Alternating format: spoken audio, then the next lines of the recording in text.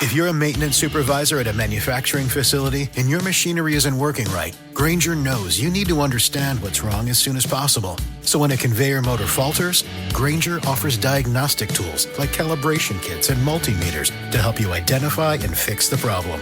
With Grainger, you can be confident you have everything you need to keep your facility running smoothly. Call 1-800-GRAINGER, click Grainger.com, or just stop by. Grainger, for the ones who get it done. Your kids could get free or low-cost health coverage from Medicaid or CHIP. Even if you've applied before, they may be eligible now. Kids up to age 19 are covered for checkups, vaccines, dentist visits, hospital care, and more. And if they already have Medicaid or CHIP, remember to renew every year. Visit insurekidsnow.gov or call 877-KIDS-NOW. Paid for by the U.S. Department of Health and Human Services.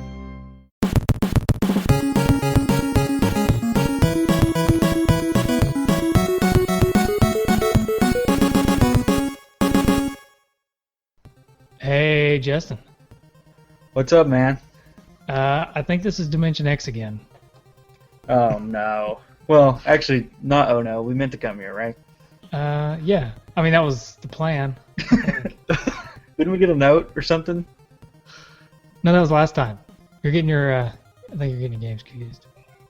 Oh. Wait, no, or do we... I don't know. Rob's out of retirement. We got to find Rob. Oh, so Rob's here. There's those two hosers over there. The two hoses in a nest, Josh. Whoa, you're not Josh Witt. You're Josh O'Rourke. No, come on, man. Josh Witt, we got to leave him behind. Don't worry about it. So, first of all, we open up a pizza, and we get transported to Dimension X. And, you know, Josh Witt was the one who went in there first, and now Josh O'Rourke shows up. We're in Dimension X, and oh, gosh. I told you two I'd get hosers. pizza from Domino's, man. That's I what know. I'll never order there again. Jeez. Yeah, never. Yeah, it was... Hey, you may call us hosers, but at least we always order from Pizza Hut. I'll Yeah, give you that. I'll give you that. I had a coupon. It expired in 1990. Hey, they still honor it. Well, it's really good to talk to you guys. I know this has been an infamous lost episode for years, so I'm excited to finally talk Turtles 2, man. Yeah, we are too. Yeah. And we've had plenty of people comment on how they never thought this episode would see the light of day. So. Well, I was feeling the heat. I'll tell you. You name dropped me a couple times. I think last few episodes. Yeah, at least the last 4 or 5 episodes. I said, you know what? I'm just coming out of retirement. 4th time. Hey, 4th time's a charm, right? That's right. Just make sure it's not like a Michael Jordan with the Wizards run. I was about to say, it's time for the Wizards, right? That feels that way right now. It goes down in podcasting infamy. Rob Luther never should have made that final comeback. Should have stayed gone. Okay. I'm just All right. So, do you guys want to actually talk about Turtles 2? I say, we're here. We're stuck. We might as well talk Turtles. What do you say? I'm game. Let's do it.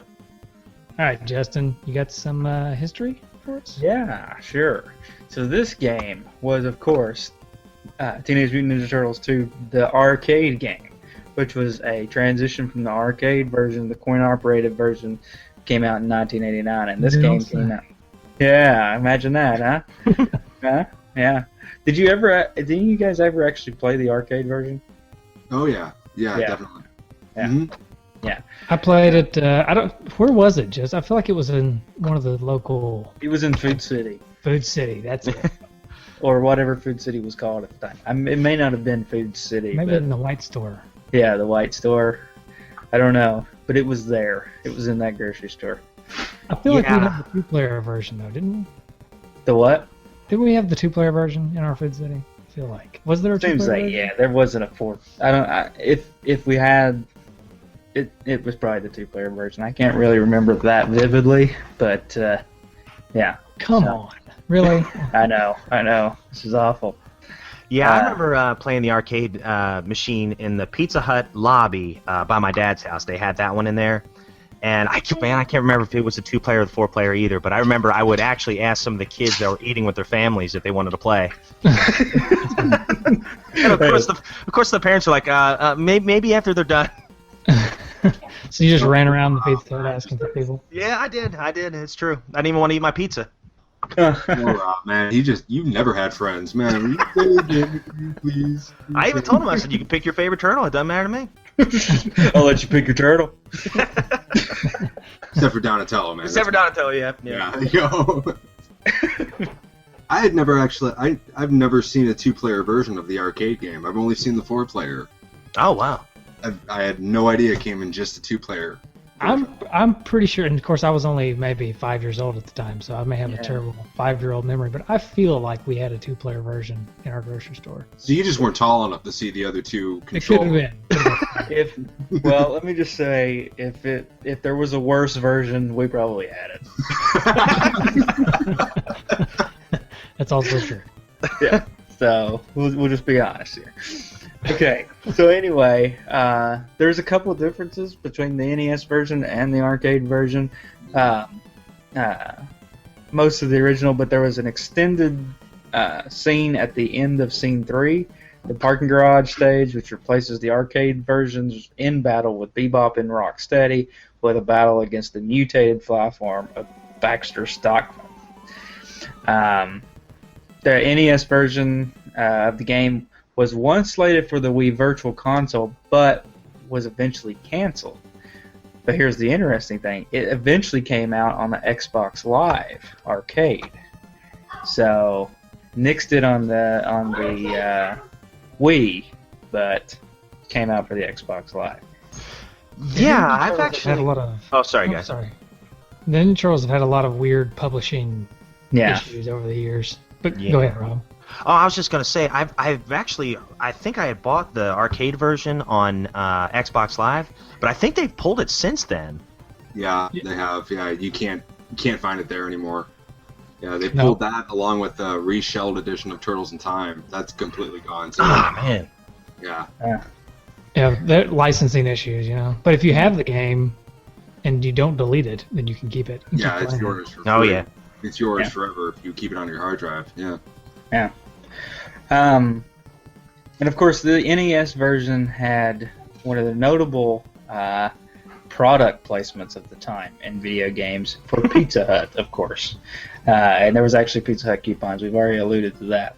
As far as rankings, Games Radar had it on the 25th best NES games ever, and IGN placed it on their 41st best NES games ever. Wow. And here, Nintendo Power didn't rank it. So, that's kind of interesting. Maybe Nintendo and the Ninja Turtles had a falling out. Well, I think they were afraid of backlash because they said like the first Ninja Turtles game was the best Nintendo game ever. And just people are like, you kidding? This game's hard. What are you talking about? Yeah. Overworld is just ridiculous and playing as a micro turtle the whole time. I get ran over by an evil turtle van. Yeah. Like, we're not stepping back into that well. It's not happening again. Yeah. The arcade version of Ninja Turtles is included as a hidden bonus game in the Teenage Mutant Ninja Turtles 2 Battle Nexus for PlayStation 2, Xbox, and GameCube. So that was pretty cool. One thing I failed to mention is, of course, it was released in 1990 under the name that we know, but in Europe it was known as Teenage Mutant Hero Turtles 2, the arcade game. Yeah. Europeans always got to screw it up, I guess. I don't know, but Well, the word the word ninja is actually outlawed in England. oh yeah, I forgot about that. I remember. I think we have talked no about it idea last why. time. We talked about Ninja Turtles. Yeah. I don't think does there have to be a reason? I mean, we're talking about the same people that just Brexit and called it a Brexit. Hey, everybody from England, actually, we're just joking. No offense to the European people that are No actually supporting the disrespectful. show. Maybe a slice of pizza. Yeah. Do we have any to listen to the show? I know we got some Scandinavians. Yeah, we got Europeans, right? But maybe not Englanders. Weren't Is that what they're nunchucks called? actually banned in Europe too at one point? Because I remember, I want to say there was a problem in the cartoon with Michelangelo and his nunchucks. In they Europe. have changed. Yeah, in the cartoon in Europe, he actually had grappling hooks instead of nunchucks. Yeah. And I'm thinking, but Leonardo had two swords, and you think that'd be a little bit more I don't know. Well, an nunchuck can just beat somebody, Yeah. and a sword can actually chop somebody in half. So, Well, I mean, like getting a black eye is so much worse than having your head chopped off. I don't know. Yeah, I just cringe. You can just Although- put your head back on and walk away. If I remember Yeah. correctly, I'm pretty sure that if I remember correctly, I'm pretty sure Leonardo's swords were the dullest swords I've ever seen. That's true. That's true. They were. They broke like every third episode. He would break. Yeah, he must have a lot of backups. yeah. All those sewer pipes, man. You want to know why there's so many floods in the sewer? He just kept taking pieces of metal and making swords out of it. I was like, my toilet's backing up, Leonardo. Darn it. Leonardo, that's actually just a piece of aluminum foil. That's not going to work as a sword. It'll keep the government out of your head, but it won't use it.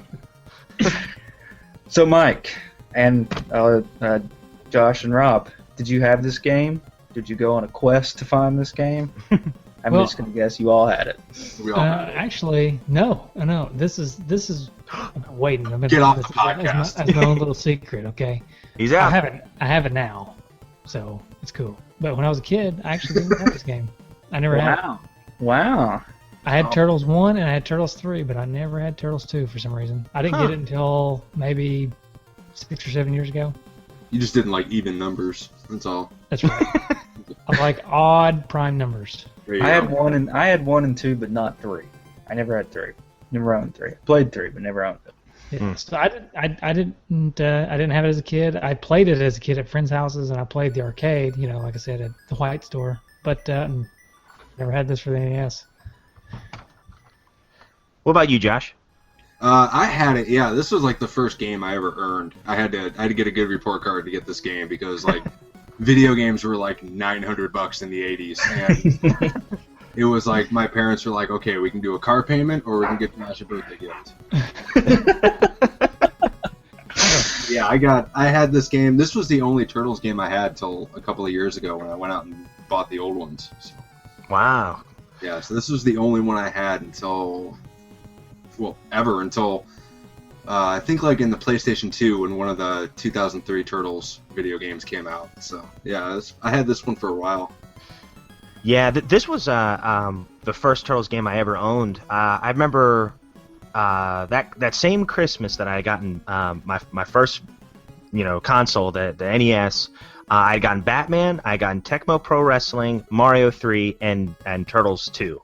So this was in my core 4 for years, and I remember this was it for a little while till Turtles 3 came out, and I think the only other game I bought or I was given when I was a kid for the NES, until probably the probably about mid-90s. Oh gosh, I think it was Castlevania 3. So I had about 5 or 6 games for the longest time, and then eventually I expanded my library myself. But I grew up playing this one. This one and Mario 3, my sister and I played all the time. Yeah. You had a good core. Oh yeah. Yeah, good core. Lots of good squats. Thanks, and I work it up. sit-ups and stuff. Been working out that core, yeah. I was on the Atkins diet. Yeah, that's good. Pizza diet. Anti-Atkins diet. There you go. Yeah. All right, so we can just talk about this game. Yeah. So you both had it as a kid. Justin, did you have it as a kid? Sorry. Oh yeah, I had 1 and 2. I didn't have 3 though. You may have been one of the kids that went and played at their house. Maybe. Probably not. I really didn't Probably like not. you back then. So. Yeah. No. Anyway, so you all had it. So tell me about what it was like to play it as a kid. Your memories from your childhood. Man, so many. Yeah. I remember one time my folks they were having a big party, and I remember some of these kids that were our age came over. I didn't know who they were. They must have been like my dad's co-workers, children, or whatever. And they had come over, and we had all kind of taken turns playing it. And we had actually gotten the farthest I had ever gotten in the game as a kid, and that was up to at the time I thought it was almost at the end of the game, but it was the snow stage in Manhattan. And I was like, oh my gosh, who's this rat guy? Because we got all the way to Dirtbag at the end of the level, and I was like, I've never seen him before. I've never seen him in the cartoon. Yeah. Man, I remember just being so thrilled. And of course, we died, but it was so cool that we got that far, and then I never saw those kids again. And I got a How little. about his mystery friends. Yeah, I know. Maybe they're listening. Yeah. Oh, Maybe man, they yeah. were holding out for this lost episode. They were just so embarrassed. It's like we couldn't beat Tora, man. We can't see Rob again. But yeah, and then just other than that, just playing with my sister, and I would play it a lot of times alone, and I'd always choose Donatello, and my sister would always choose Michelangelo. So a lot of good times playing this one. Nice. Yeah. What about you, Josh? Yeah, Josh. Go ahead. Yeah, this was one of my favorite games growing up. Just probably from the age, let's see, it came out in 1990. I think it was 7 when it came out. From like 7 to like 14 or 13, this was like the game that I played. It didn't matter what other games I had. It was like this game, Streets of Rage 2, and the first Resident Evil. That's all I ever played. Oh. And I tried playing as a different turtle every single time, and this game was really special to me because it was like... Thank you. Somebody's using a water filter over here, sorry. Made it sound like I was recording in my bathroom for a second there, my bad. No, this game was really special to me because, like, for a long time, this was the one game that my dad would play with me, because my dad doesn't play video games, really, and he sat down and would play this one with me because I've never beaten this game, like, even to this day, I've never beaten it. And my dad would sit there and try and help me get to, like, the Technodrome or wherever. Wow. And he would be worse than I was, and he would apologize and he'd make himself a drink or whatever. And it was a lot of fun. I had a lot of great memories hanging out with my dad, and my sister, she would play with me with this game. And it was so much fun, and I always wondered why there were bosses in this game that weren't in the cartoon, or there were no figures for them. It was like Tora and Shogun. They never made a figure of those two, and I have no idea why. Never happened.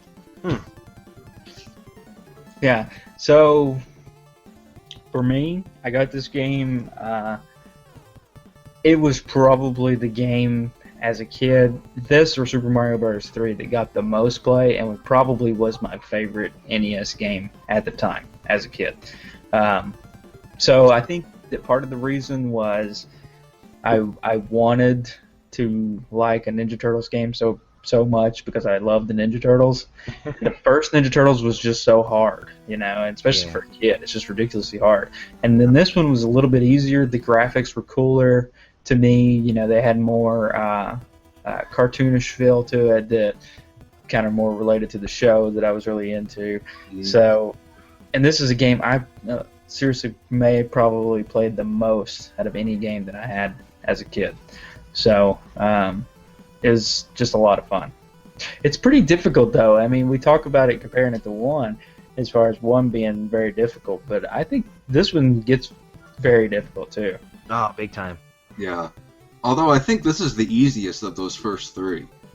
Because the first one and Manhattan Project are both hard games. Like, I recently replayed them this weekend, and I just got nowhere with them. It's like trying to do Common Core math nowadays. It just doesn't work. Yeah, I mean, 1 was so... I remember I got 1 first, and of course I had to have been very young, maybe 5 or 6, when I got the first one. And for a 5 or 6-year-old, that game... I mean, I'm 31, and it's an incredibly hard game. I mean, I can't imagine what it was like when I was 5 or 6. So this one was a little bit of fresh air for me, I think. We'll be back after a quick break. Hey there. Welcome to Good Advice Giver. First, we want to start by saying a massive thank you for tuning in today. Whether you're a long-time listener or you're joining us for the first time, we're truly grateful to have you here.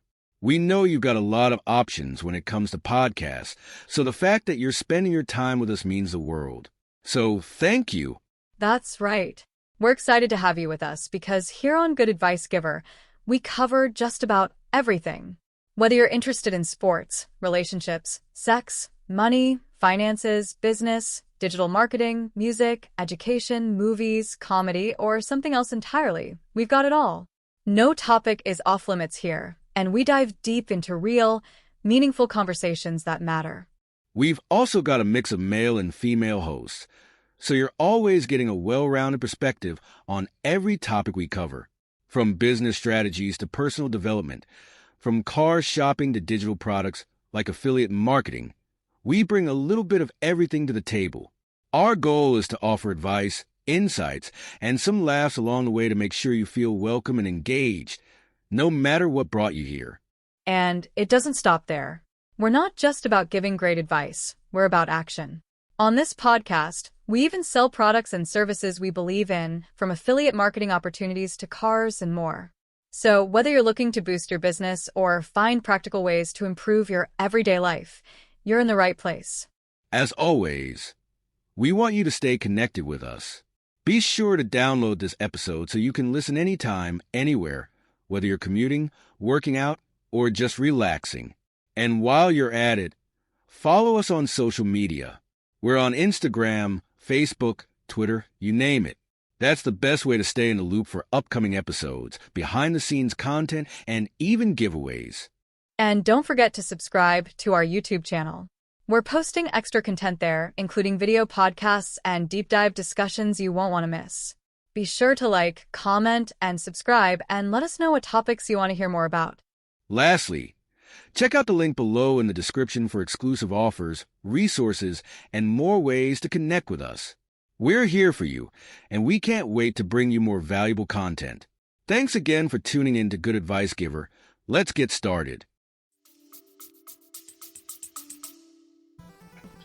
Yeah, I never got that fresh air. I just played one forever, and then I got 3 many years down the road. Just kept getting electrocuted by that seaweed over and over again. I got good. I got really good at that level. Of course, we talked about that on episode 10, maybe. Wow, was that long ago? It was Jeez. a long time ago. I have since moved. Twice. I think I've had another child since then. Wow, jeez. Who has turned 1. So it's been a while. I probably didn't know you. I probably didn't even know you, Josh, back then. Did I?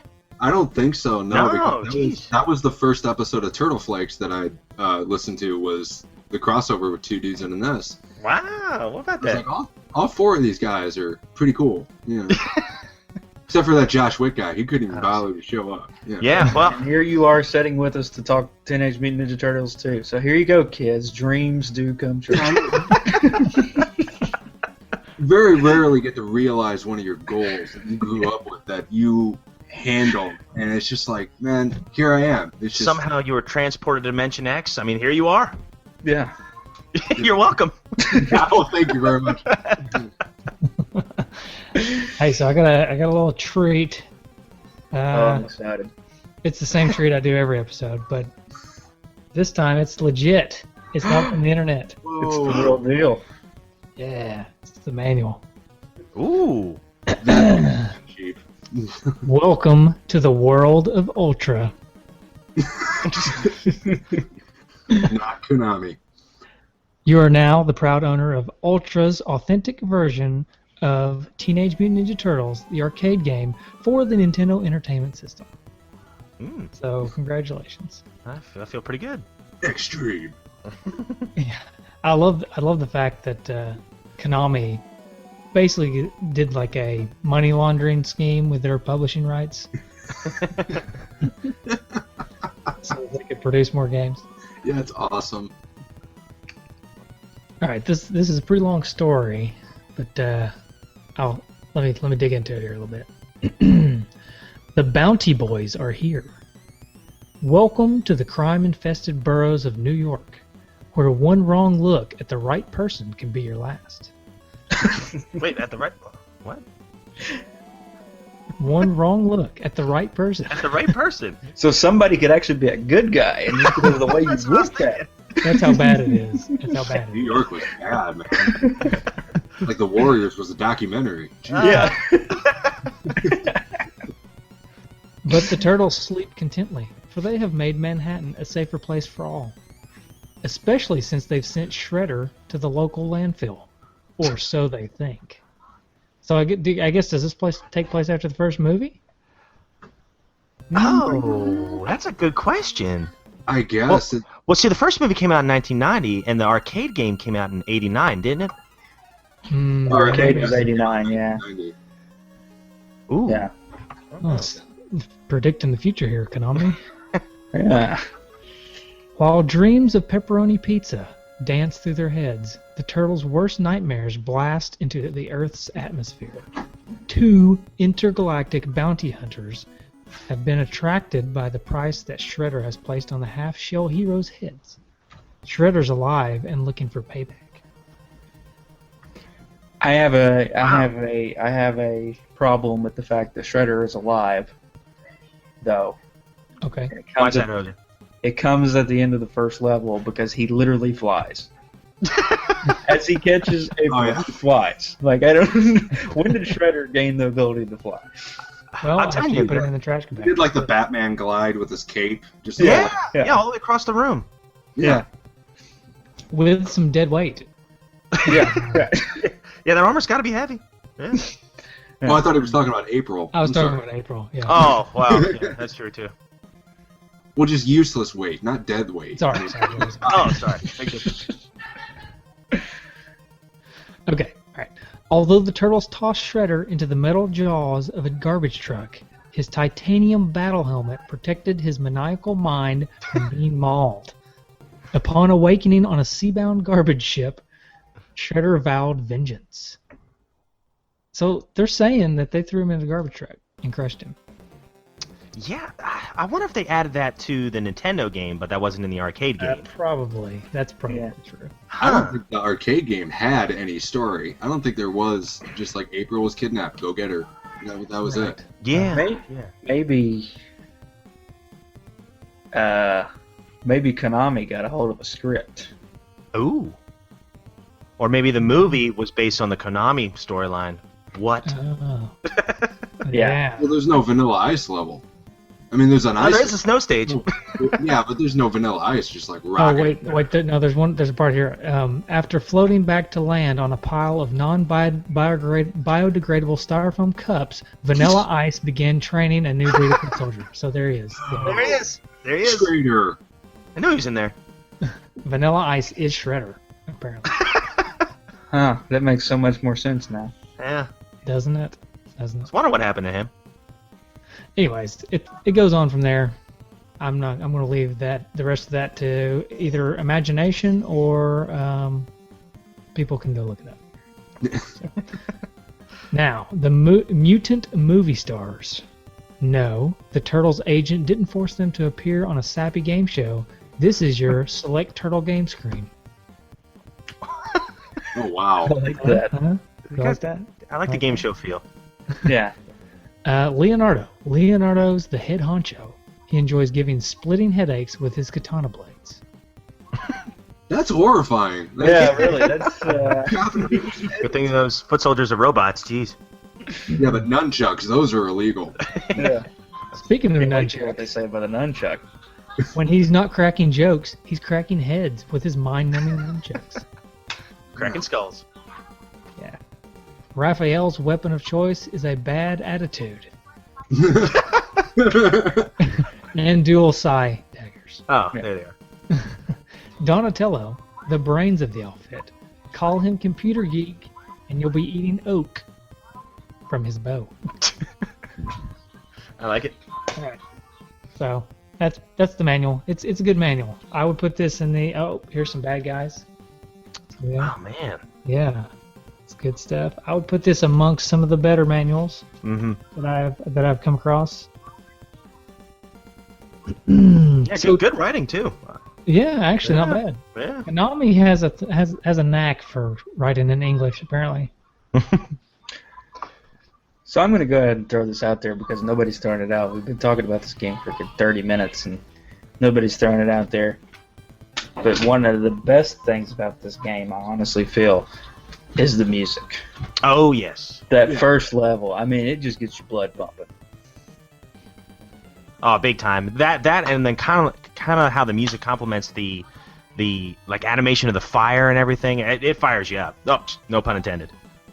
Which is like my favorite scene in the first Ninja Turtles movie is when the fire is going and it's like the really cool songs playing. They're trying to evacuate. Oh yeah. Right. That's good. And the graphics on the fire in the game is actually really good too. Yeah, it looked great. Like when you pause it, even it keeps moving. Yeah, and it just throws you out there too. As soon as you hit start, pretty much, the turtles hop off a building. They're like, "Fire! Hang on, April!" Hop off a building. Boom! You're right in there, right in the middle of the burning apartment. And foot soldiers kicking through doors. And even when they kick through the doors, you can see fire in the background in the doors. I think it's really cool. Giant It's cool, bowling but it's not balls. like really scientifically accurate, right? Because if there's a fire in a room and you kick the door down, isn't that fire going to go out and just engulf anyone in that door frame? Backdraft. Yeah, man. Didn't anyone see Backdraft? I mean, it wasn't out yet, but those foot soldiers should have just been done immediately. You kick open the door and they're just like, "Larry, don't!" And yeah, they didn't even want to fight. They just wanted to get out of there. yeah, I know, right? How horrifying is that, man? Like, you're trying to get away from a burning building, and then some giant turtle just kicks you back into a room with a bunch of fire in it. What a way to go. What are we looking at here, Justin? This is just, first level. I think all these pictures, all these screenshots that I've got to put up are just Rob playing, because it's always Donatello. It's true. So, Well, yeah, you can see the what's fire. your deal with Donatello, Rob? Say what? What's your deal with Donatello? I don't know where it started. He was my first toy. My first action figure was Detective Donatello, and I guess it just kind of started from there because I got the toy first. Then I started watching the cartoon in kindergarten, or I guess maybe close to first grade. And then I started getting the video games, and I've just been a Donnie fan ever since. It happens.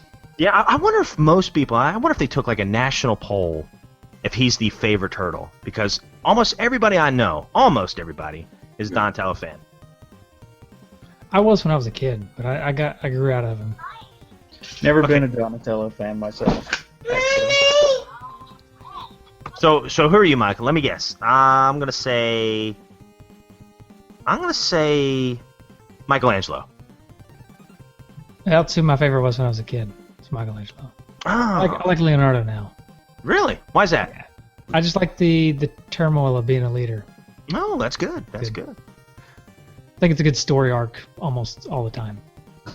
Yeah, I'll say this, not to get too off topic, but like in the comic books, the older I got, he was the turtle I think I related to the most. Like he was the one that was always kind of, the burden of being a leader and stuff, and how he never felt like he was good enough and stuff like that. So, yeah, I always kind of found him boring as a kid, but now I find his character actually kind of fascinating. That's kind of how I am too. Like when I was a kid, I liked Michelangelo because he was funny, right? Always cracking jokes. But then as an adult, you can kind of appreciate the struggle of Leonardo. And I think that's why I like it. No, man. Good stuff. Yeah. Boring. That's it. Oh, there's that one guy. There's always one guy. He's a hoser. Okay. Justin, you're done. I just muted him. How dare you? How dare you? So, my favorite as a kid, Michelangelo, hands down. Did anyone ask you? Oh! Man. Yeah, that's the way I like you. Muted. I just muted myself. Choice word. If anybody cares, my favorite as a kid was thank you, Josh. Yeah. My favorite as a kid was Michelangelo. My favorite now, Raphael. Yeah. So, because of his attitude, he's too cool. He does have a poor attitude. Mm-hmm. Poor attitude. He It does. was the only Main one. weapon. It was the only one in the movie that said a curse word. Yeah. Yeah, Several can't- times. can't Either. A couple of times, yeah. Raphael kind of reminds me of my wife sometimes. Hope you can hear me. Anyways, back to the game. I'm going to go ahead and set myself up for a little bit of ridicule here. I'm actually not a huge fan of this Turtles game. Oh, okay. How can I mute you? So What is tell. it? let me explain. Let me explain myself a little bit. So, I come from a unique perspective where I don't have the nostalgia, right? Because I played 1 and I played 3, and I never really played 2 until I was older. I think 1. I like 1. I like it for its difficulty. I like the style of game that it is. But we can throw it out because it's a completely different game. But because I played 3 first, I think 3 the controls better. You know, we won't get into 3 too much, but I just think that the hit detection's better in 3 and all this stuff. 2, I have trouble with the hit detection as far as like I never really know when I'm hitting people. In order to be any good at it, I always have to jump and kick and jump and kick all the time. And that kind of gets old to me. Mhm. But I mean, that being said, it's a great game. But Right. I just think that the graphics and the sound are amazing, but the gameplay to me is just a little bit lacking. It's a little bit boring even for me. I don't know why. Is it your least favorite of the 3?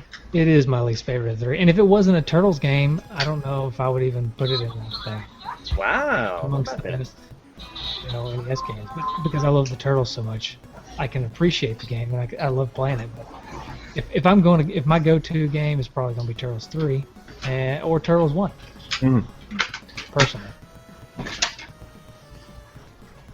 Well, there are some elements about the game that frustrate me. Like when the foot hug you. I hate that. That gets annoying. That gets on my nerves.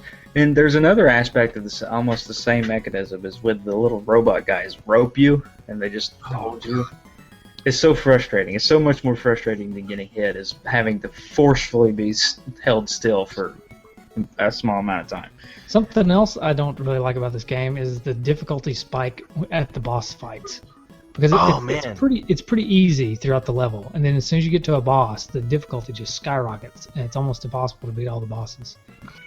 Yeah, big time. I'll tell you that it seemed like Bebop, the second boss of the game, I was like, man, I almost had to, you kind of hope that you can kind of stretch out your continues quite a bit, but I'd always at least lose 1 life on Bebop. And I'd try to stay in a corner, I'd try to find any kind of pattern I could, but I'd always find a way to get hit by him. And it definitely ramps up quick. But one thing I really like about the game, though, is that this isn't just a direct port of the arcade game. They added, like Justin said, some new bosses and levels. And I really like that. Like, I love the snow stage, and I love the Shogun stage and everything. And I love how every level does have some form of, like, level interaction. Like, say, like the first level, people can kick open the doors, or you got those wrecking balls coming down the stairs, which can be very annoying, but still kind of a cool idea.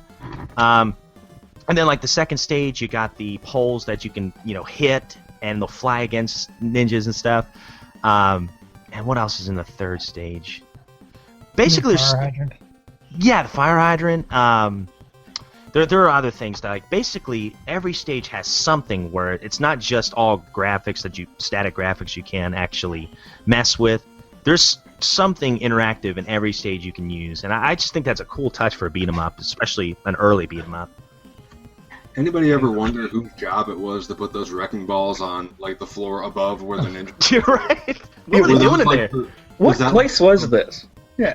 Was that like something that the new foot soldiers had to do? It's like, hey, newbie, you got to earn your stripes. You push those up those flights of stairs, and push them back down. And somehow they have an endless supply of these things. I know. They started at like 5 in the morning, and they're just Right. nothing to see here, just putting them up there. Yeah, and another thing is, like, the oil drums, they blow up and things like that. I think there's a lot of little things that I think this game does really well. But I'll tell you, going to the hit detection thing, or at least the controls, when you hit A and B and they do that kind of cool uppercut thing, I can only get that to work half the time. I swear by it, I'd hit both buttons at the same time, and it would not happen when I counted on it the most. So, yeah. So a lot of times what I do is I hit an enemy, and then I'd hop over them, and then turn over real quick and hit them again, and that would knock them down. Usually that's too quick for them to respond, except for the bosses. The bosses are just too tough. Yeah, I have a problem fighting the foot soldiers. Like, the bosses I never really had a problem with, because like they all seem to be like, just, they take jump kicks very poorly. You know, it's like you just jump kick them a few times and they're done. But like when I'm fighting the foot soldiers, they take 2 hits. And for some reason, I can never hit a single foot soldier twice in a row. I always have to like hit them once, jump away, go back. Yeah. And hit them again. Yeah, that's exactly what you have to do. Yeah, they're designed, I think, to where you can't just hit them twice. Right. You have to do something else. One thing about the level interaction, I believe it's the second level. I like when you're walking by the electronics store, and April's on the TV for some reason, and she's like screaming help, and then Shredder shows up and he laughs. I don't know what channel that. Yeah, I was gonna say what channel was that? ABC Breaking News. That's one of his go-to moves, though. He did that in the first game too. Yeah. Right. On the TV. Yeah. It's just on Channel 3. Nobody ever used Channel 3 but the Yeah. video games. So Wonder who's filming? Is it Baxter, maybe? Krang. Ah, I got you. Yeah, Like Krang. Krang. He's got a projector on that little walker of his. Right. You know. Oh, and I love the Pizza Hut signs that fall. Love that. Yeah. Oh, that's cool. Yeah. How much did Pizza Hut really appreciate that? That like my their gosh. name is used to bludgeon to death a bunch of soldiers, you know? And I think there's a sign in every level too, at least one. Yeah. Really? I only remember in the second level, on the street. I only remember him in that one. I think there's some in the snow stage. Now the only one I'm not sure about is the Technodrome because I hadn't been there in so long. Oh, that would have been amazing. Like you're fighting Technodrome's food court, and you just hit him with a Pizza Hut sign. That would have been great. Oh, It's just a bunch of foot soldiers in there eating lunch. Hey, we're on our lunch break. yeah, come on, man. We want to fight. Come on, man. Really? Again? Already? Can we eat, please? That's funny. The Union States I get. Uh-oh. Uh-oh, something happened. That's for the 2-star review right there. We got one 2-star review a while back that complained that Justin's kids were always in the show. Oh, come on. What can you do? I know, but anytime something like that happens, we always say that's for 2-star, Mr. 2-star out there. That's for Mr. 2-star. But I guess to me, this game has a lot of really awesome parts, right? Oh, big time. But the sum of the parts for me kind of is a little bit lacking for some reason. And I think it's all the nostalgia factor. Probably. Yeah, I mean, if you didn't, like, start out with this game, I mean, looking back at just pretty much, you look at any old NES game, or just any old game, like, before, like, pre-2005, when games were, like, pretty much all good, you know, like, when video game developers were kind of finding their footing, like, you can look at any old game and see the faults in them and see just the simplicities and take those as a negative. I mean, like there is a lot in Turtles 2, in any of the Turtles game, that is just weird. That why does every boss blow up when you kick them? You kick them enough times, they all scream and just explode. It's like, that doesn't happen. It's because they're robots, right? Well, they were in the cartoon. Yeah. I don't want it to come across too negative though, because I really do like this game.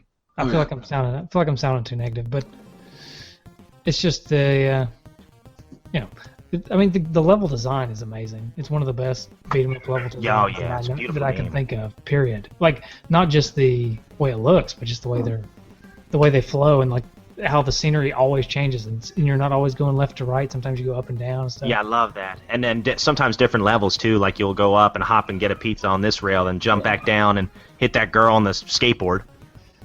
Yeah, it's really cool. Yeah, I love that.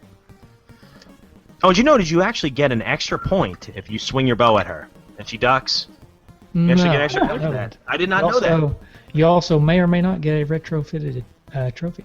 Oh, foreshadowing. Spoiler alert. All right, so we did do a high score challenge. I think we were humbled. Yeah, I think we were humbled. I think I'm going to win the low score challenge. Hey! I don't know. I got you. I may have you in the running for that. So, Rob, what did you end up with? Well, the cool thing is, when I was a kid, I could not get past the snow stage.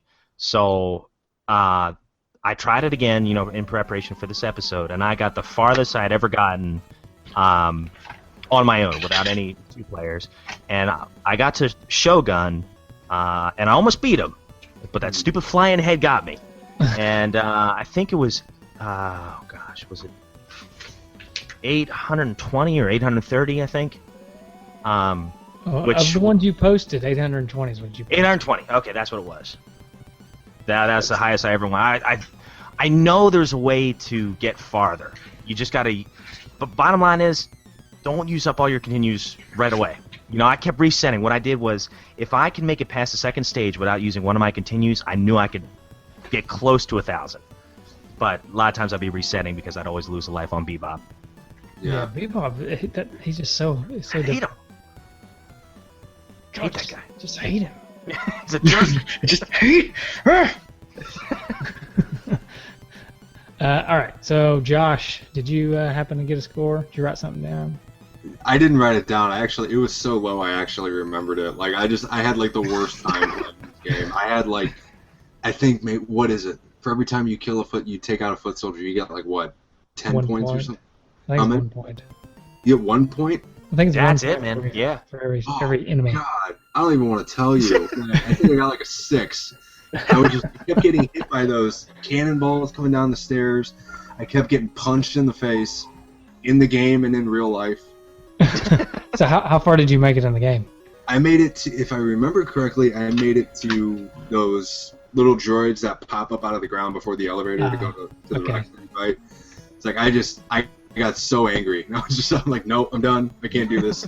That's a very annoying part of that stage. Oh yeah. Those droids. And every stage has something like that too. Yeah, just right at the end, and those things, they're pesky and they're hard to hit and stuff. Yeah. They're fast. I remember playing the game as a kid, and I could make it to the Technodrome. Wow. Almost every time. I could just never make any progress there because I always made it with like 1 life left. Mm-hmm. But I remember being really good at this game as a kid, and then 25 years later, you try playing it again, and you find out you're not good anymore. Right. It's just I had my legs taken out from under me at every step in this game. Just could not do it. So you say you think you got a 6. I'll give you 100 more points. Actually, 200 more points if you can guess the name of that guy, that little robot guy with the rope. Oh, Oh man. I don't know. Oh, what were they called? Roadkill Rodney. What a name. I learned something today. Yep, they're called Roadkill Rodney. It says so in the manual. Wow. Roadkill Rodney. Man. All right, I ended up with the highest score I posted was 385, but I got a little bit higher than that. I don't remember what it was. I know I broke 400, but not much better than that. I typically could make it to the ice stage, no problem. But by the time I got to the boss of the ice stage, I usually didn't have any continues left. Mm-hmm. And it was usually low on life, so I never really got it past him. I feel like I've gotten further in the arcade because I keep pumping quarters in, but Yeah. and I don't even think the ice stage is one of the stages that's strictly for the NES anyways, right? Yeah, that and Shogun, I think. Yeah. So that's the best I could do, somewhere in the low 400s. Yeah, I didn't get anywhere near that. I only made it I only beat Bebop once to get it to the 3rd stage. So I was not very very good. Okay. So do y'all want to feel humbled now? Let me just Go ahead, let's get this over with. I'm gonna feel just as good about myself. Okay. All right. Rob doesn't really have anything to worry about except for one person, one of our D-padders. But the rest of us, let's see. Derek Fletchell got a 766. Yeah, and he beat it, didn't he? I think so. If he did it and he got that score, that means he probably didn't even use a continue. That's impressive. Yeah, he made it to Shredder in the Technodrome. Wow. But so I guess he did beat it. But he got a low score and beat it, so I guess that does mean he beat it without using continue, right? Yeah, because anytime you hit continue, it adds on to your high score. You play the entire stage again, and it just keeps it counting up. Oh, so his score may actually be even more impressive than we think. Yeah, oh yeah. I guess, depending on how you look at it, I think that's awesome. He's so good, he got a low score. That's my excuse. Just like you, Josh. Josh, you That's my excuse. Josh is actually the best. It's like golf. Yeah. Right. All right. Mark Scott Jr. got a 715, and he made it to Shogun. Looks like. Okay. Ivan got a 773 in the Technodrome, so that's pretty good. Wow. That is good. Nice. And then I don't even know where or how this happened, but he took a video of it to prove that he did it. Stephen Michael got a score of 2,050. What? And That's good. That's good. How do you even do that? What, do you find like the hidden New Game Plus mode or something? What did he do? My only guess is he saved his continues, and then used him at the very end to get the highest score and beat it. That's the only way I can think of him cracking that high of a score. And that's really impressive. That's I did wonder when I was playing it. There's the part where you're fighting Baxter Stockman, and there's like an infinite number of Mausers. Can you just spam that forever? Ooh. Oh wow. Yeah, instead of attacking him and just keep killing them. Yeah. Maybe. And speaking of which, wasn't he like the easiest boss in the game? Yeah, he didn't really do anything. Yeah. No. Like after Bebop, you're like, oh man, there's no way I can beat Baxter, and you actually fight him twice. Once is the just the scientist, and the other is the fly, and both times just keep kicking him. He does the same thing. Yeah, his attack pattern doesn't change. Oh yeah. It's just it's the pilot. That's all that changes. It was a really boring fight. Yeah, it is. Yeah. But I just wondered if you could spam the Mausers and just keep racking up a score, because I got 1 point every time I hit them. They never ran out. So I don't know. That would be a really boring way to do it. That really is, man.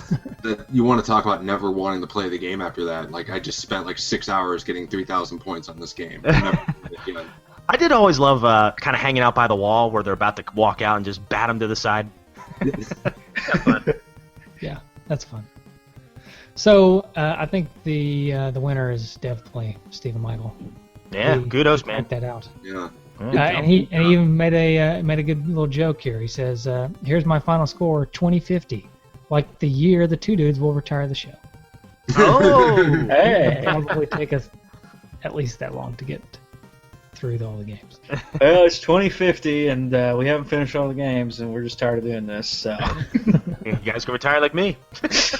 Yeah. Come back. All right. Well. Is there any? I know you can use the Konami code in this game, but are there any hints and tips otherwise? Cheats? You can use the Konami code in this game? A version of the Konami code, yeah. Oh, man. Forgot all about that. That totally just broke my brain. I'm going to have to play this game now. Maybe I can actually beat it. We'll look it up and make sure I'm not just saying that. It's the Ultra code, not the Konami code. Oh, yeah, that's right. That's what it is. Well, as far as extra lives and stage select, extra lives without stage select. Wow. Stage select. Wow. So it's not the exact comic code though. It's up, right, down, left, left, BA start. It's slightly different. But then whatever. That changes everything. Yeah. Yeah. So there you go. Extra lives. Try it. Yeah, I don't know of any hacks, but there were certain things that I guess kind of cheated the game a little bit, like those, what were they called? The Rodneys? Roadkill Rodneys? Roadkill Rodney. Jeez, I forgot already. If you just get them to kind of wheel to the side, you can kind of pin them against the screen and just keep on hitting them. And then I noticed you could do that with them, and what else? Oh, the snowmen in the snow stage, which were very annoying at first, but then I realized that eventually they'll hop to the edge of each side of the stage. If you can pin them there, you can usually just wail on them and they're dead. So I found that certain enemies you can kind of corner and kind of spam them that way. So not quite a hack, but it's definitely kind of a way to get around things. A tactic, if you will. Right. Little tip. Oh, yeah. Oh, and that's one other thing I really, really like about this game. I thought the variety of enemies were awesome. Each stage there's- kind of had its own associated kind of robots or enemies and Cannonballs oh yeah, or wrecking balls. Sorry. Wrecking balls, yeah. And what was it? And I also like the cutscenes, where with the turtle van, busting through the guardrail and things like that. I just, in between each stage, I just thought that was a nice touch too. The cutscenes were definitely a nice touch. I like Yeah. that. I always love that in a Nintendo game when it's got the cutscenes. Yeah, me too. Hey, real quick, you just mentioned bad guys. Vincent Van Grauw, the tiger. Mm-hmm. Oh, In the manual, it appears that he is a three-legged tiger. A three-legged tiger? Oh, they're the worst. Oh, he is. No wonder he's so mad. Yeah, there you go. He's missing a leg.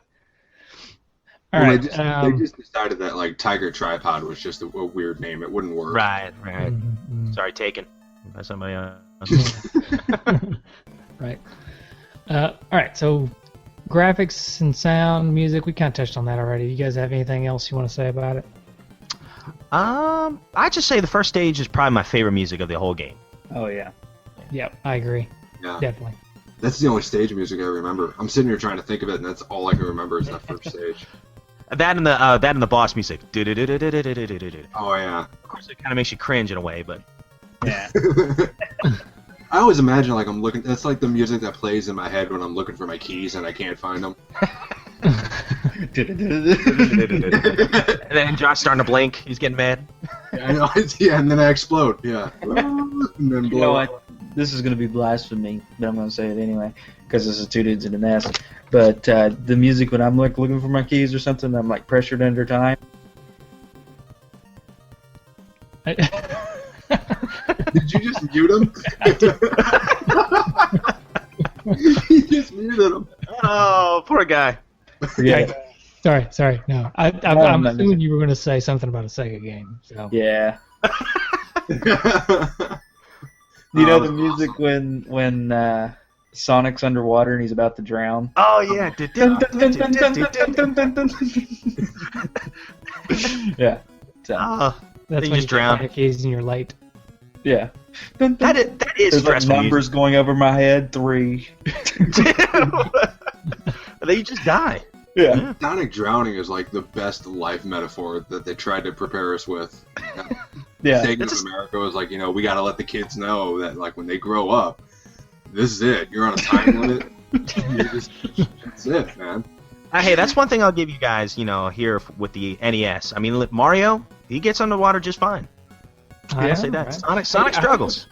I heard a story the other day. I think it was on. I think it was when I was listening to Tadpog. They were telling the story, and so I don't know if it's true, but maybe.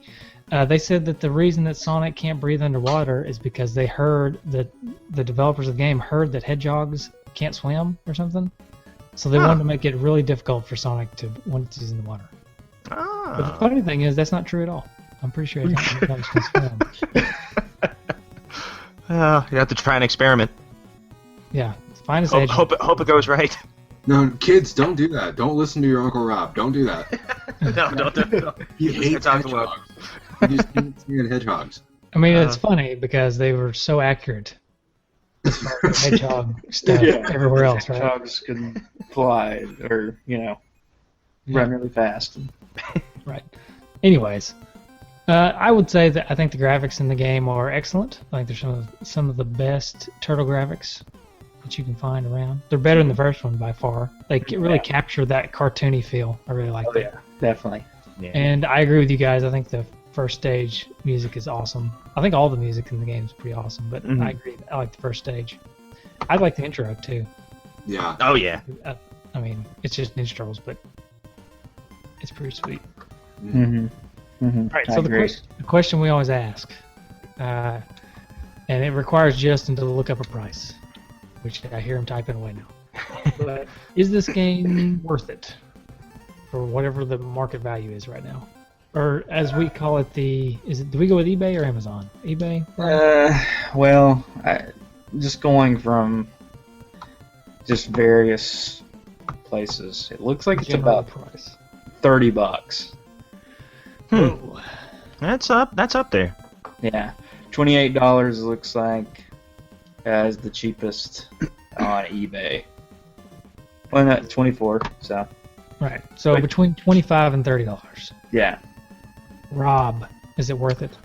I say yes. I think it's worth it. I would definitely buy it if I didn't have it, being a Turtles fan. And just, even if you weren't a Turtles fan, this is a good beat-em up.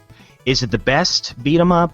I tend to lead towards Turtles 3, but I still think this is really solid. I love the extra bonus stages. Music's awesome. I think it's worth it. Josh, what do you think? $30. For $30, yeah, that's not too much more than what I bought it for.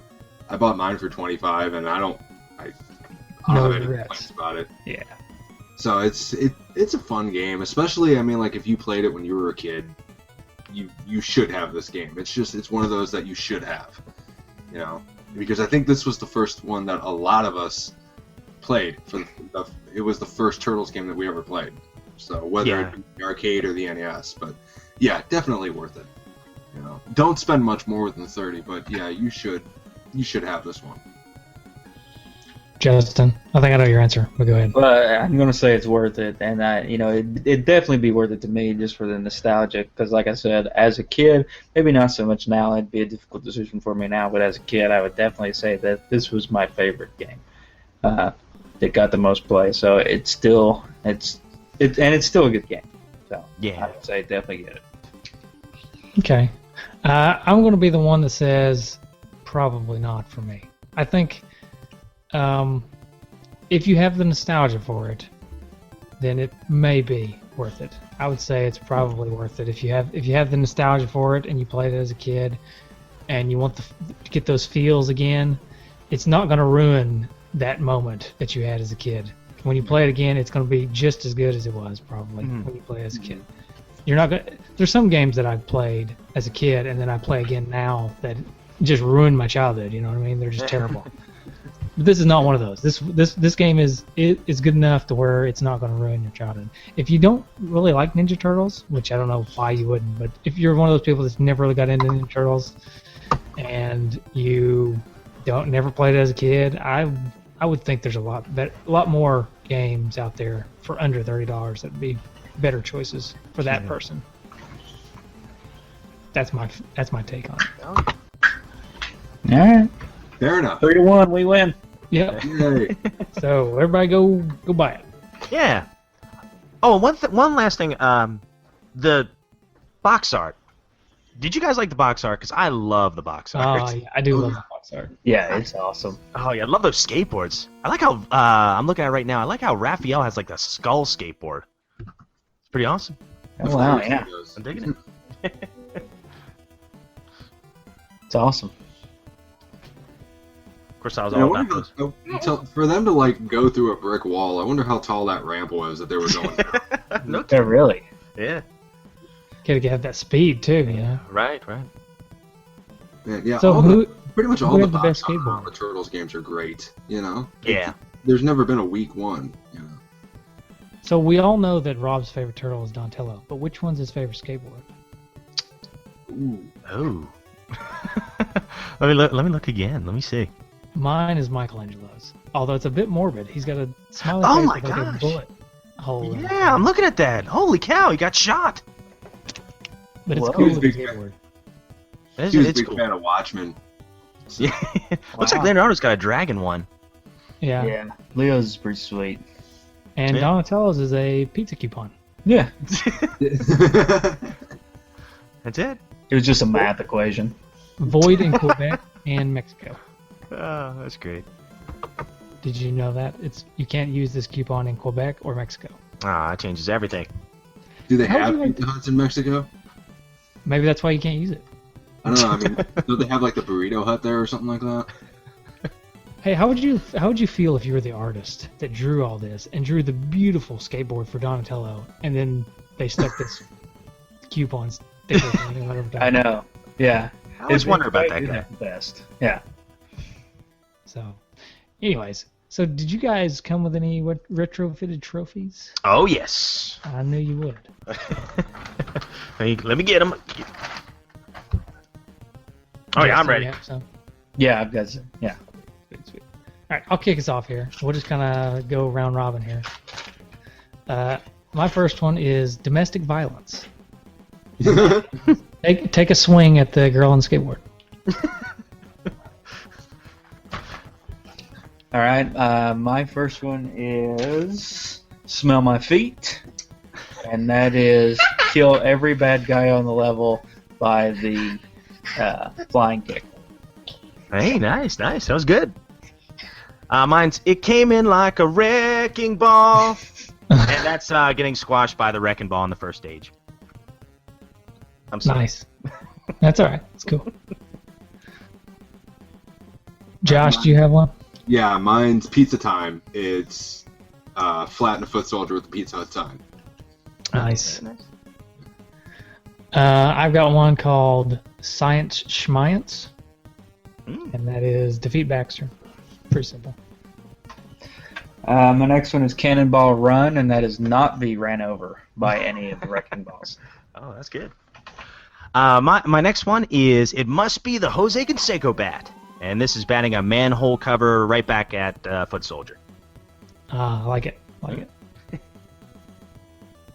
Yeah, my next one, my last one, I don't have that many. It's Summer in the City, and that's when you knock off the cap off that fire hydrant. Oh, nice. I've got one for that too. Mine for that is called First Amendment Rights, and that is because you're calling fire when there's not really a fire. Oh yeah, I don't know. That's not a good one. I'm gonna say this is my last one. Wait, you can fly, and that is beat the first level, beat Rocksteady, and then see Shredder fly off.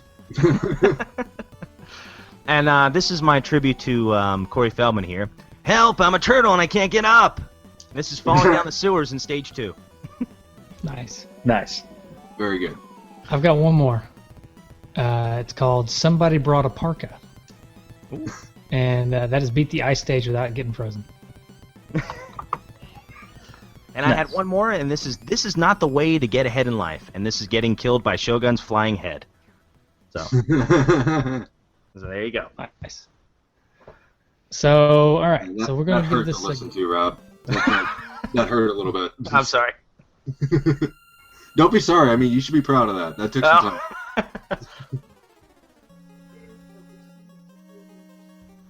Ooh, it's close. So we give this. What we do on the show is give it a rating, but the rating is not a number score or a letter score or really even a score at all. It's just a something.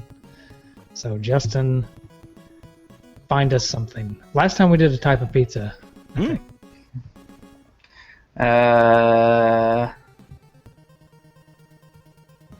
Let's see. A type of I don't know.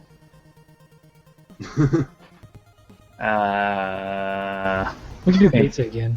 I know it's something we don't ever do. We don't ever repeat ratings, but for this occasion, I think we could do it. Yeah, we could do that. Sweet. Okay. So we'll do a type of pizza again. So, I'll take this one for. I'll go first. I'm gonna give this a supreme pizza. Ooh. Okay. Because most people love a supreme pizza, Right. and it's a well put together pizza. It's got a lot of toppings that most people like. They mesh well together. But I don't really like Swiss supreme pizza.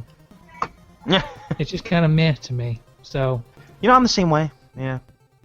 I feel like this game is like that. I feel like this game, everybody loves this game, and it's put together well. It's it's really good pizza. It's a really good game. It's just not my favorite. So Okay. I give it a supreme. All right. I'm going to give it a cheese, because cheese was probably my favorite pizza as a child. And since this game is like my favorite game as a kid, I'm going to give it a G. How dare you? How dare you? I still like cheese pizza. Nothing wrong with cheese pizza. Oh yeah. Sometimes you just crave, just plain cheese pizza. Mm-hmm. Sometimes I just eat a loaf of bread for no reason.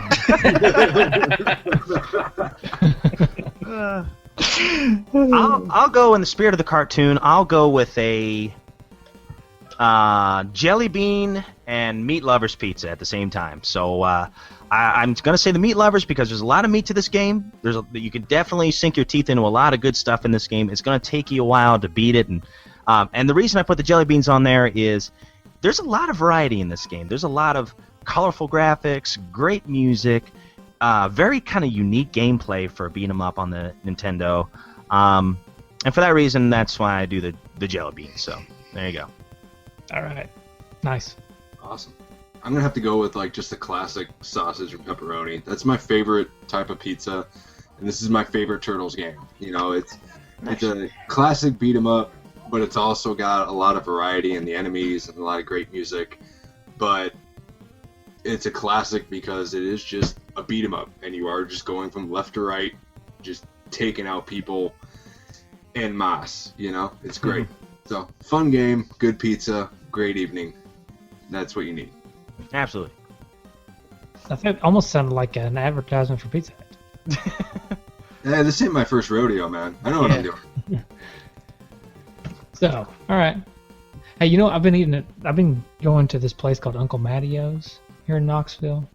Ooh. It's delicious. It's kind of like Subway. It's like Subway, but for pizza. So you go through the line and tell them your toppings and stuff, and they make it for you, and then they bring it out to you.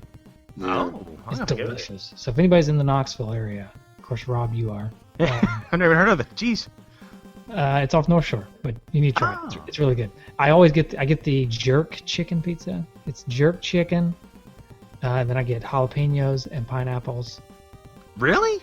Yeah. That sounds like the pizza I get at Mellow Mushroom, and I love it. I love Mellow Mushroom. It's called the Maui Howie, and it's got like jerk chicken on it with banana peppers, pesto. It's got a pesto base, cheese, of course, and then just a perfect touch is the pineapple. Nice. Yeah, There's not much better than pineapple and jalapenos, in my opinion. Well, I've never done them together. I've never done that before. I'll have to try that. It's perfect because it's just like that. You got that. Everything on that pizza is just hot, you know, like the jerk chicken, and they got a little spice to it, and then you get a pineapple, and it just like refreshes you. It's so good. I love that pizza.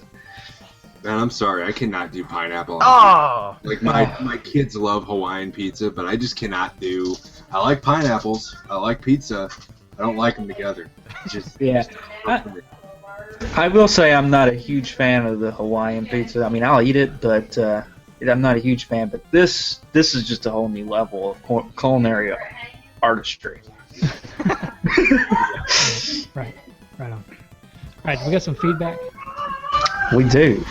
We got a lot of feedback. I don't know if we'll be able to cover it all or not, because I think you guys got some feedback from Turtleflex too, right? Yes, sir. I'll go ahead. I can get those out of the way real quick if you want me to. Sure. Yeah, sure. If you got them, Philip. Oh, yeah. I've got just a couple of responses here. I've got one from our friend Freddie Velasquez. It says, I remember renting this game, and me and my cousin stood up all night till we finally beat it. And stood up? Yeah. Yes, they stood up. They didn't even sit down the whole time. Like in protest. We are not going to bed. Game. You're not allowed to sit until we beat this game. Hey, that's a good strategy for making sure you beat it. No kidding. Jeez, that sounds like torture. Our friend Rob Veach, he says, I remember the day that I reached the Technodrome for the first time. It was a late arrival day at school, so I got up and played me some TMNT 2. I finally beat the Shogun stage and got to experience the Technodrome for the first time. I didn't beat the game then, but I was so amazed by my accomplishment that after I got a game over, I went outside and walked around the neighborhood just to decompress. Hey, that's intense. I'm telling you, when you get that far in a game, your heart's racing. You're like, oh man, I wonder if I can actually beat this thing. Because there's that moment of time where it's like you're playing the game, you're like, oh, there's no way I'm going to beat this. And then you're getting pretty far. You're like, whoa, I've not gotten to this area before. And then that adrenaline kicks in. So I feel you, man. Apparently, it ended for him like an episode of The Wonder Years because that crazy summer in 1991, I'll never forget. I became a man that year. Ooh. I beat Teenage Ninja Turtles and I kissed Winnie Cooper. Best year ever. So that was the summer of Apple Jacks. And then our buddy James Gruesome, he says, I got this for Christmas the year it came out. My one game that season. My uncle, who did not play games, even joined me for a bit. Not quite the same as the arcade, but with the extra stages added in, I think it was a really good home port. And then I think I got one more on this one page. I'll read that real quick and turn it over to you, Hosers. Let's see.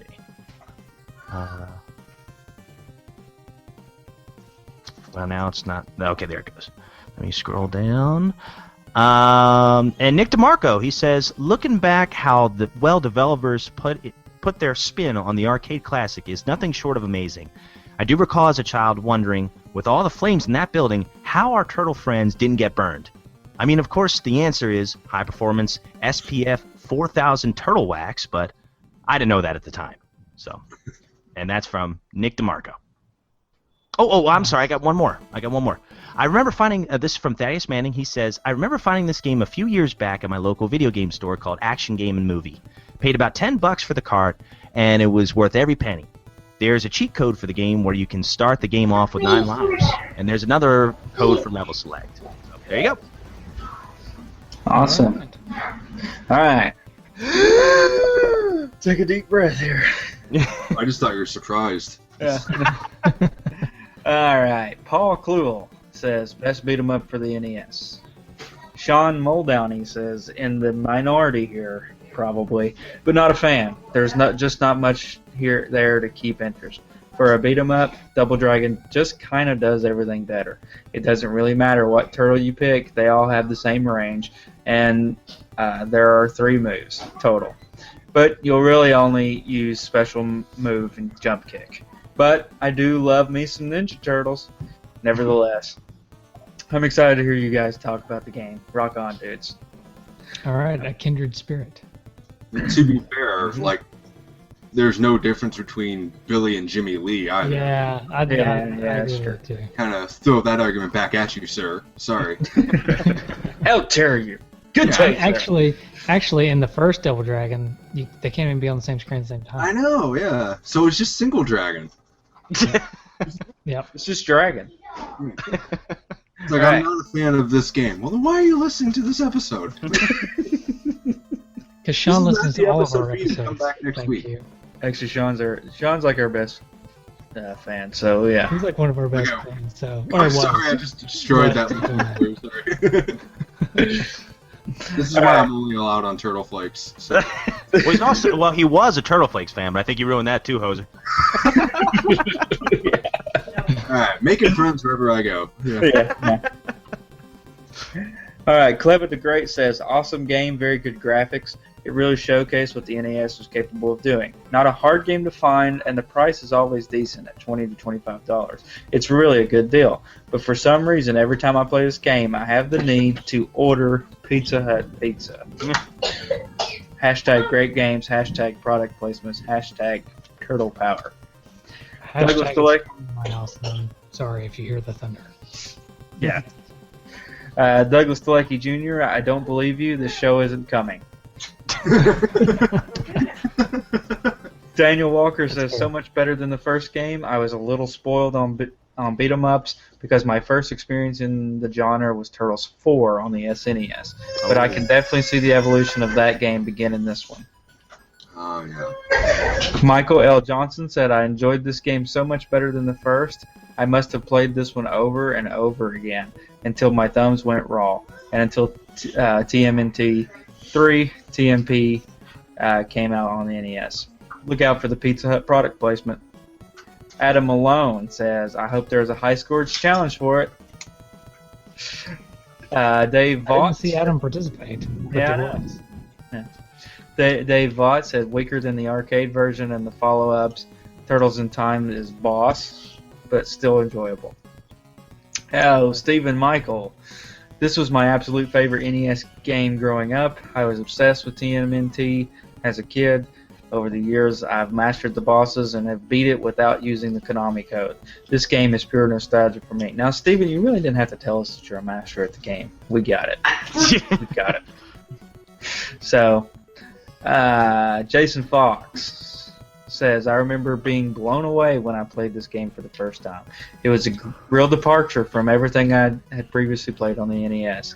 This game is what we all hoped the first game would be, an honest-to-goodness translation of the cartoon. As a bonus, it had beat-em-up action, pseudo 3D levels, and a killer soundtrack. Without a doubt, one of the best games you can play on the NES, hands down. Sean Muldowney, it sounds like you are using your adult brain for your review.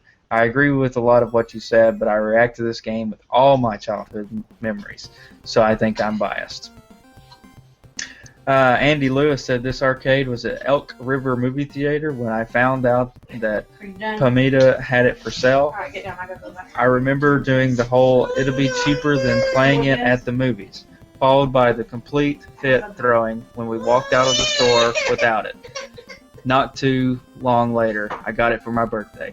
Loved it then, love it now. Still stands up as one of the best. And pretty sure I actually used my free pizza coupon. Brian Voss says my younger brother and I beat the game a bunch of times. Gabe Van Gelder says I love this game, used to play it all the time with my family. It's the perfect TMNT game besides the original. Mike Vito says I still toss it in the old NES.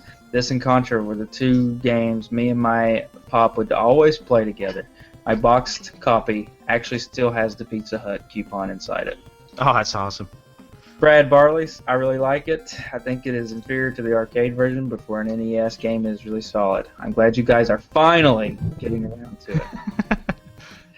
Anthony Pig says, Turtle Power Dudes, this game is like totally bodacious. Easily one of the best on the NES. Great graphics, music, and gameplay. You can't go wrong with the Turtles, most of the time. Awesome. Chris Shavarik, B-A-B-A, up, down, B-A, left to right, B-A, start. Yep, I cheated. Derek Fletchell said it didn't get much better than this game for two-player fun back in the day.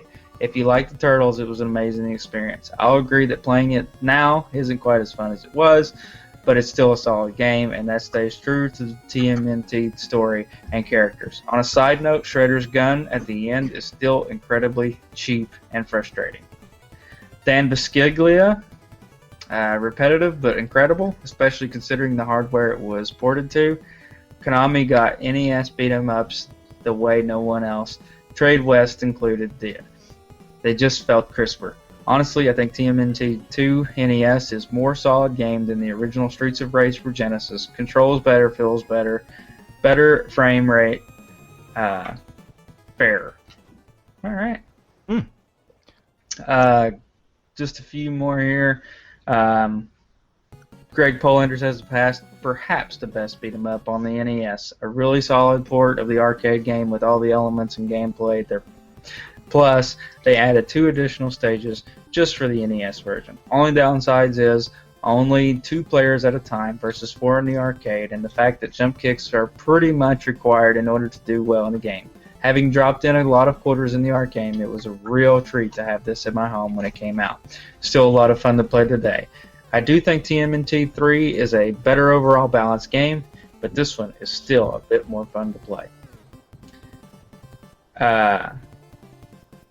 Ivan Kaproth Joslin says, at a time when my sister and I couldn't agree on much of anything, we were rarely in the same room without an argument erupting. We could still kick back and enjoy some TMNT 2. For that, among many other reasons, this game remains one of my childhood favorites. Wow. And Joey Awajane says, I was so excited when this came out because the arcade game was so much fun. I love how they kept the same music and everything. Of course, the graphics aren't as good, along with the sound and all. The game is worth the anticipation, however, because the gameplay was fantastic and it put you totally in the mood for TMNT. Trevor Franklin says, my brother, my best friend Johnny, and I were all Turtles fanatics. We even had Ninja Turtle wrestling matches on the trampoline, which made for a special kind of blackmail since we also videotaped these showdowns regularly. When we weren't busy being easy targets for schoolyard bullies, we loved playing Turtles 2 for the NES. Eric Purcell said, wow, this has a ton of feedback. I remember playing this game at my favorite arcade in town. I absolutely loved it, starting with the cowabunga exclamation as you press start. When I heard about the home port, I was ecstatic. I was a little bit nervous as some games did not translate well to the home market, often from a shoddy port, not necessarily due to hardware limitations. I remember being ultra impressed with the NES version. The graphics were top-notch for the 8-bit console, and the gameplay was fantastic. Kudos to the developers all around. If you'll excuse me, I need to fire this one up. And Mike King rounds us out with, we enjoyed talking about this on a recent episode of Playing with Power. Sweet arcade game and all-around awesomeness. Playing with Turtle Power. And we end on a crack of thunder. Wow, was that what that was? Yeah, that's a perfect timing for that crack of thunder. It was right after I read the last comment. Jeez, the Technodrome, man, or the Dimension. I'm telling you, we better get out of here soon. Yeah. Hey, let me throw you some Twitter and Google Plus, and then I probably need to get off because I'm about to get probably losing power or something. Yeah. Electrocuted. All right. All right. On Twitter, we got RJ Schilling says, "Glad I got it as a kid so that I had the patience to get better and play it until we got good enough to beat it." So yeah, that's good. Patience. It's a virtue. 8-Bit First says, "It wasn't arcade perfect, but it was close enough for me." That's sweet. And then Odomir Kaulipi, I'm sorry for butchering your name, said, "I think I used to love it, but I bet it's too hard and simple." Too hard and simple. There we go. And then on Google Plus, our good friend Ryan Ballard, of course, says, "I enjoyed this one thoroughly, ... at the arcade."